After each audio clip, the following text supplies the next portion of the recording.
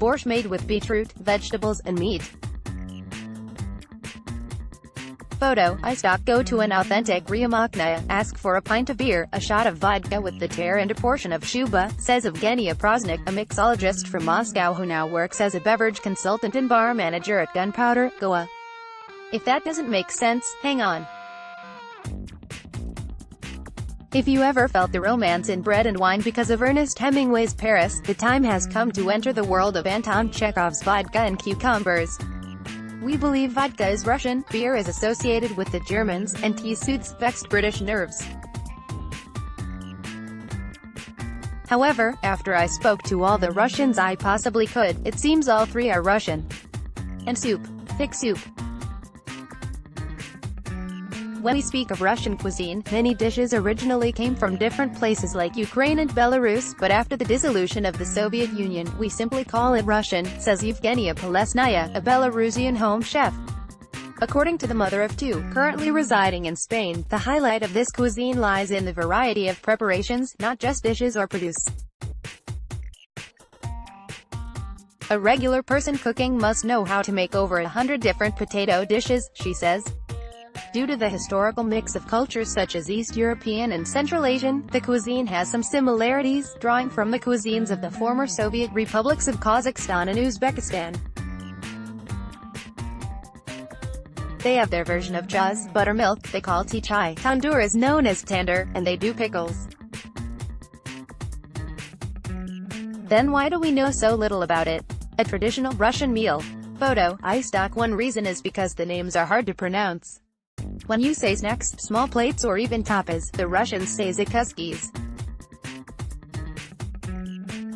These vary from homemade pickles, and yes, the most famous is cucumber, to bread, salted herring and onions. A potato rosti is dreniki and pancakes are known as belie. Rice and meat or vegetables wrapped in cabbage leaves are golubtsi. Would you dare to try some of the bolder dishes? If you are heading to Russia for the World Cup and think you can dig your teeth into that culture, go right ahead and try everything. But if you want to play it safer, consider tiptoeing around 3 dishes that Russians who have interacted with a fair number of Indians feel might be only for serious foodies. Holodets. Zalivno Polesnaya says holodets would be a bit much for Indians. It's a meat jelly. Yes, we have jelly as a starter and not a dessert. It's also known as zalivno and is literally anything savory set in jelly. The ingredients can vary from salmon to crab sticks to meat to vegetables or simply all of it. The jelly is made out of clear stock, bouillon in French. Ernest Morgan, a 31-year-old working in the field of customer relations in Singapore, is from Krasnoyarsk, the 3rd largest city in Siberia. Her advice: Indians should be a bit careful with holodets because they are usually cooked with pork or beef. My family cooks holodets often at home, but my Indian friends don't like it. Shuba, Selyadka pod shuboy. Meanwhile, Smirnova Evgenya from Tomsk, Siberia, currently working in Singapore, claims that the boldest dish to try is Selyadka pod shuboy or shuba. This literally translates to herring under the fur coat. It's salted herring with a coat of boiled potatoes, carrots and beetroot. That's topped with onions, eggs and a layer of mayonnaise. Evgenya says. This is also Russia's traditional dish for big events. Prazdnik, who currently lives in Goa, labels this dish a must-try, even though it may be a touch too bold for the Indian palate. Shuba is really delicious. The salad was created in the beginning of the 20th century in a small riumochnaya, a cafe that serves vodka and beer. Funnily, it was a dish intended to sober up customers. Okroshka na kvass. Morgan feels the dish with the highest shock value is okroshka na kvass. Okroshka is a cold soup. The base is made of a fermented bread drink called kvass, she says. We drink kvass during summer, it is refreshing. Okroshka is a soup that contains that drink. It's a weird combination, but it is yummy. It isn't sweet and its origin dates back to the birth of beer, 50 centuries ago. Irina Kozlova, food and beverage manager and brand chef at the Project Cafe, Goa, agrees that this is not for Indians. I am not sure that a cold soup based on an aerated, kombucha-style drink will be comfortable for Indians.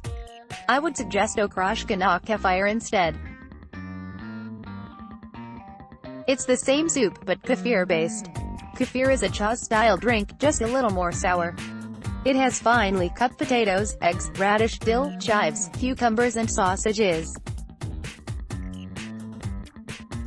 Let's just say it's raita in soup form. Okroshka is a method of preparation. Comfort food. If you're looking for something closer to home, order the plov, a kind of pulao, and the goryahovi soup, which is lentil-based. You will also be able to find Indian and Asian fusion restaurants in Moscow. Supermarkets also carry ingredients for all cuisines, including Indian, but don't expect anything in Russia to be spicy. It's useful to remember that bez means without. So you could order dishes bez myazo, without meat, or bez ryba, without fish. So getting back to our question, what do the Russians eat? The answer is everything. Simply put, they believe in a big spread. As you would have noticed, most dishes have more than one name. Liquid deep. But is there anything that the Russians consume more than vodka? Many Russians believe the answer to this question is beer. It is natural, considering the Russians only classified beer as alcohol in 2011. Russia also has the fourth largest beer market in the world. Beer is popular now and is the new wine. You will find dozens of local and imported drafts in the simplest of places. In Moscow, there is a place named Beer Craft that is good, says Kuzlova. Statistically, however, it is still a close second to vodka. But there are a couple of things the Russians drink more than vodka: black tea and soup, mainly to keep warm. Some soups are so thick with lots of vegetables that you can make your spoon stand in it, says Evgenya. Soups can be consumed with any and every meal, including breakfast, and are generally made from scratch. There is no concept of ready-made here. The must-try is Borsch, which is a beef and beetroot preparation. Vegetarians or non-beef eaters can order the zolotnik, a rare cold and vegetarian preparation of the beetroot soup. Then there is kompot, made by cooking fruits such as strawberries, apricots, peaches and gooseberries with water, sugar and raisins at times. Bezovi soak is made using birch sap and a splash of lemon juice. This is a clear, refreshing drink. When fermented, it becomes a glorious rum used in many cocktails. Speaking of cocktails, Prazdnik highly recommends trying nastoikas or nalivkas, both homemade liqueurs. These are, again, made from a variety of ingredients, from fruits to herbs, berries and roots. However, she says, the horseradish-based one called Renova is a must-try. Water with it can Russia, water is voda, and we all know vodka. But before you deep dive into the vodka dare, here is some Russian advice. It isn't Wi-Fi or the internet or anything else connecting people here, it's vodka, says Polesnaya. So don't just say cheers before you drink. Vodka is special.